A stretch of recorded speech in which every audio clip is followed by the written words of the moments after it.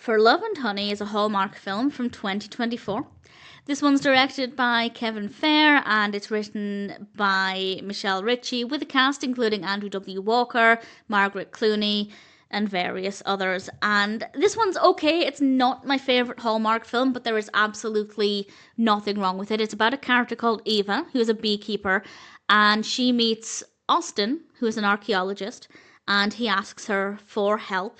And she initially hesitates, but then agrees, and they venture on this adventure across Malta. And I'll say no more than that, but the narrative itself, for me, it wasn't the most interesting. The specifics of the narrative I didn't really care for.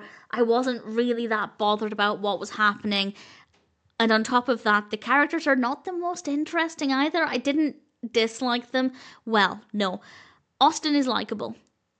Eva, I did struggle to like. It did change over time as we get to know the character and we get some character development, but certainly early on it took me a long time to like her. So I don't hate the characters, but they're definitely not my favourites. Austen, though, not really too bad. So the fact that we don't have an amazing narrative, in my opinion, and the characters aren't the most likeable, for me that just meant it wasn't the strongest experience, but certainly I don't think anything is badly done.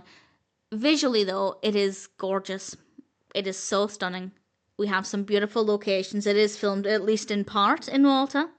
And the lighting is beautiful, the colour palette's stunning, the camera work is great. It's really nice to look at. And the narrative works, the characters are fine, but compared with other Hallmarks, those elements are maybe just not as strong as they could be. But no real complaints. As a one-time watch, I thought For Love and Honey was a decent enough film.